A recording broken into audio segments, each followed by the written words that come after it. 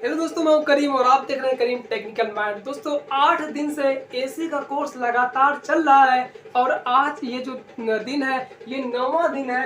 9वां दिन आज है और आज हम लोग ये सीखने वाले हैं एसी के कोर्स में कि हम किस तरीके से अपने विंडो एसी का वैक्यूम करते हैं, मतलब कि विंडो एसी के अंदर की हवा को कैसे बाहर निकालते हैं, किस चीज़ के माध्यम से निकालते हैं और कैसे निकालते हैं, ये चीज़ सीखने वाले हैं। मतलब किस तरीके से विंडो एसी में वैक्यूम किया जाता है, ये आज हम लोग सीखने वाले हैं। तो चलिए दोस्तों, ये चीज़ बहुत ज़्यादा इम्पोर्टेंट है, क्योंकि अगर वैक्यूम आप वैक्यूम से नहीं करते हैं, किसी और चीज़ से करते हैं, वैक्यूम पंप का यूज नहीं करते हैं, तो वहाँ पे बहुत बड़ा नुकसान होने वाला है और वहाँ पे आपकी एसी में चोकिंग भी हो सकती है। वैसे तो एसी में चोकिंग बहुत कम होती है, लेकिन उसके बाद भी अगर वैक्यूम पंप का यूज करते हैं तो वहाँ पे रिजल्ट बड़ा अच्छा आने वाला है। वहाँ पे विंडो एसी आपकी कूलिंग बड़ी अच्छी करने वाली है। तो चलिए विंडो एसी में वैक्यूम कैसे करते हैं ये हम लोग सीखते हैं। तो यहाँ पे देखिए दोस्तों, वैक्यूम करने के लिए आपको लेना होगा, जो गेज आपके पास रहेगा वो गेज रहेगा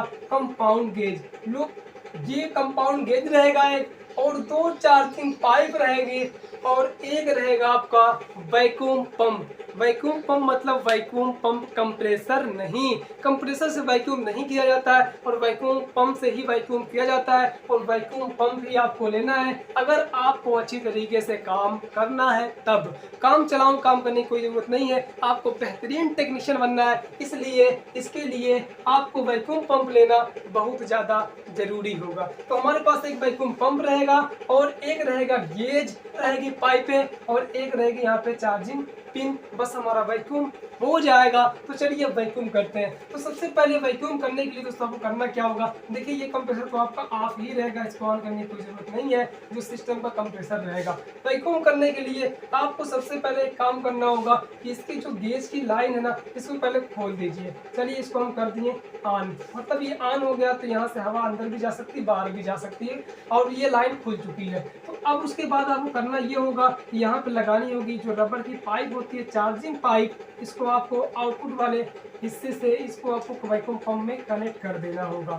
यहाँ पे ध्यान से देखिएगा, ये देखिए ध्यान से, इसमें एक इनपुट होता है और एक आउटपुट होता है। जो इनपुट है उसको इनपुट ही हमेशा बनाया जाता है और जो आउटपुट होता है उसको हमेशा आउटपुट ही बनाया जाता है। मतलब जो इनपुट रहेगा वो नीचे वाली लाइन रहेगी और नीचे वाली लाइन को हमेशा आपको सिस्टम वाले पाइप में ही कनेक्ट करना होता है। और जो साइड वाली लाइन होती है ये होती है आउटपुट की, और इसे हमेशा या तो अगर प्रेशर डाल रहे हैं तो कंप्रेसर में इन करेंगे, अगर वैक्यूम कर रहे हैं तो वैक्यूम पंप में इसको इन करेंगे, तभी आपका ये सही काम करेगा गेज।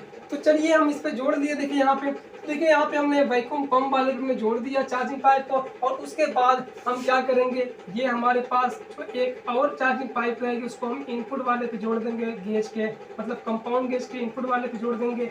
और फिर उसके बाद हम करेंगे वैक्यूम पंप को पहले ऑन।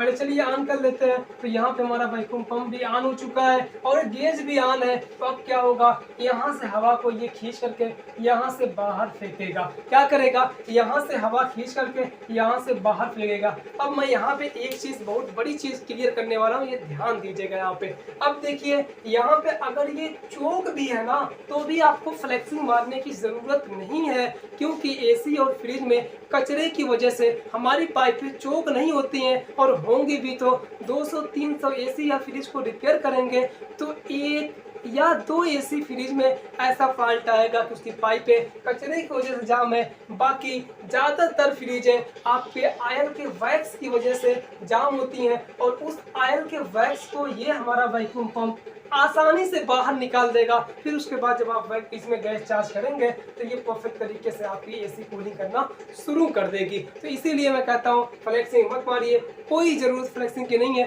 हाँ, अगर आपके पास नाइट्रोजन है तो नाइट्रोजन से फ्लेक्स करिए, ज़्यादा अच्छा है, इसके लिए कंपनी भी बोलती है। लेकिन अगर नाइट्रोजन नहीं है तो जुगाड़ से काम मत करिए, आपको फ्लेक्सिंग मारने की कोई ज़रूरत नहीं है। आप वैक्यूम करिए, गैस चार्ज करिए, परफेक्ट तरीके से सिस्टम आपका काम करेगा, चाहे वो एसी हो चाहे फ्रिज हो। तो यहाँ पे एसी में चोकिंग की प्रॉब्लम भी बहुत कम आती है। तो अब यहाँ पे देखिए ध्यान से, जब यहाँ पे वैक्यूम करना तो ये भी ऑन हो गया, ये भी ऑन हो गया, हवा यहाँ से खींच रहा है। तो अब इसी लाइन को जो आपको चार्जिंग पाइप एक चीज़ और ध्यान रखिएगा यहाँ पे आपको यहाँ पे पिन भी लगानी है। देखिए यहाँ पे ध्यान से, इसमें जो पिन पहले निकाले थे ना आप चार्जिंग पिन से, तो उसको पिन को यहाँ पे लगा देना है। और लगाने के बाद जो इसका इनपुट वाला पाइप का हिस्सा रहेगा जिसमें पिन लगी रहेगी, उसी को यहाँ पे आपको लगाना है, यहाँ पे इसको कस देना है।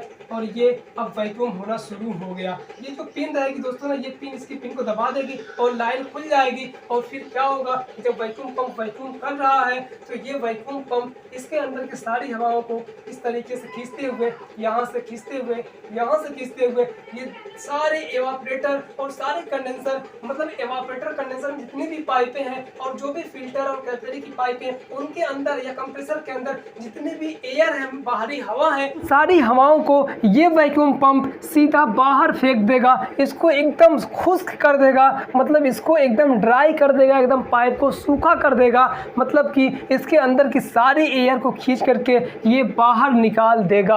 और जब सारी एयर बाहर निकल जाएंगी तो हमारी पाइपें रेडी हो जाएंगी गैस के लिए। तो इसमें हम गैस चार्ज कर देंगे, हमारा विंडो एसी जो है वो अच्छी तरीके से कूलिंग करना शुरू कर देगा। तो देखिए यहाँ पे मैं आपको बता दूं ध्यान से, जो चोकिंग के लिए डर रहे ना कि फ्लेक्सिंग मारना पड़ेगा, तो फ्लेक्सिंग मारने की कोई ज़रूरत नहीं है। मैंने आपको बताया कि यहाँ पे आपका जो वैक्यूम पंप है, इसके अंदर जो वैक्स रहेगा ना, जो वैक्स इसकी चोकिंग की प्रॉब्लम बन रहा है, उस वैक्स को ये हीट करके मतलब कि इसके अंदर को उसको उबाल करके, उसके अंदर से एसी के पाइप के अंदर से उसको उबाल करके वैक्स को हवा बना करके, मतलब भाप बना करके ये बाहर वातावरण में फेंक देगा और आपकी पाइप एकदम क्लीन हो जाएगी।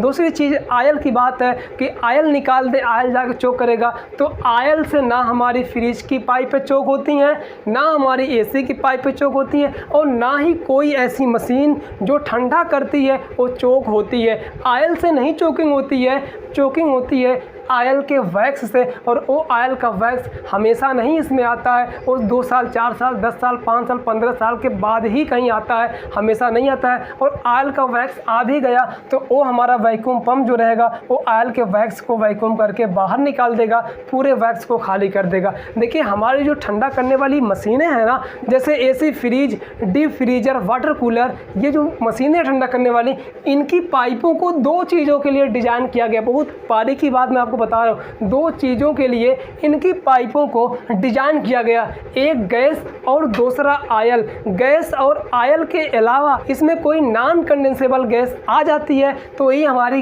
ये पाइपें जो हैं ये चोक होती हैं, वरना गैस और आयल से ये हमारी पाइपें चोक नहीं होती हैं। ये गैस और आयल के लिए बनाई गई होती हैं। इसीलिए तो दोस्तों इसमें 4 से 5% आयल मूव करता रहता है, इनके पाइपों में घूमता रहता है और ये हमारी पाइपें अच्छी तरीके से कूलिंग करती रहती हैं और चोक नहीं होती हैं। तो ये बहुत बारीकी चीज़ है, ये सबको नहीं पता होता है। कंपनी वाले खुद सजेस्ट करते हैं इस चीज़ का कि ये चीज़ इसमें होता है, ये खुद वो सब बताते हैं। तो दोस्तों इस चीज़ पे आप लोग यकीन करिए, क्योंकि आपको भी नहीं पता होगा कि इसमें आयल की वजह से चोकिंग नहीं होती, ये आपको भी नहीं पता होगा। क्योंकि सब बोलते हैं कि आयल की वजह से चोक होता है, आयल की वजह से चोक होता है, लेकिन ये चीज़ गलत है एकदम। आयल के वैक्स की वजह से होता है और वैक्स 5 साल 10 साल बाद ही कहीं आता है, ज़्यादा हीटअप होने की वजह से कंप्रेसर के वैसे वैक्स नहीं आता है। और वैक्स की वजह से चोक हुई भी है आपकी एसी या फ्रिज, तो उसमें क्या होगा कि वैक्यूम जब करेंगे वो सारे वैक्स बाहर निकल जाएंगे। तो इस चीज़ को ध्यान रखिएगा, ये बारीकी पॉइंट है, ये सबको नहीं पता होता है और ये चीज़ आपको पता होना चाहिए, क्योंकि आपको टेक्नीशियन नहीं बेहतरीन टेक्नीशियन बनना है। और बेहतरीन टेक्नीशियन जो रहते हैं उनको हर एक नॉलेज पता होता है, तब वो बेहतरीन कहलाते हैं, ऐसे नहीं बेहतरीन कहलाते हैं। तो चलिए ये तो क्लियर हो गया, हम जब वैक्यूम करेंगे तो इसके अंदर के सारे एयर बाहर निकल जाएंगे। अब हमारा वैक्यूम हो गया, मतलब कितना टाइम लगेगा बता दूं मैं आपको, इसमें कोई टाइमिंग फिक्सिंग नहीं होती है, वैक्यूम पंप के ऊपर होता है। और देखिए मैं आपको बता दूं कि लगभग कितना लग जाएगा, 10 से 15 मिनट आपका वैक्यूमिंग में लगेगा, 10 से 15 मिनट टाइम लगेगा। जब आपका 10 मिनट 15 मिनट हो जाए, वैक्यूम हो जाए, तो आपको जब यहाँ से हवा खींचना बंद कर दे, मतलब कि आपकी सुई -30 पे आ जाए और -30 पे आ जाए, और उसके बाद आपको 4-5 मिनट चला देना है। और चलाने के बाद जब वैक्यूम अच्छी अच्छी तरीके से हो जाएगा। तो सबसे पहले आप इसके गेज को बंद करेंगे, जो आपका कंपाउंड गेज रहेगा इसको ऑफ कर देंगे और इसको ऑफ करने के तुरंत बाद इसको भी ऑफ कर देंगे, अपने वैक्यूम पंप को भी। हमारा वैक्यूम पंप भी ऑफ हो गया और ये हमारा कंपाउंड गेज भी ऑफ हो गया। जैसे ये ऑफ होगा ये लाइन बंद हो जाएगी,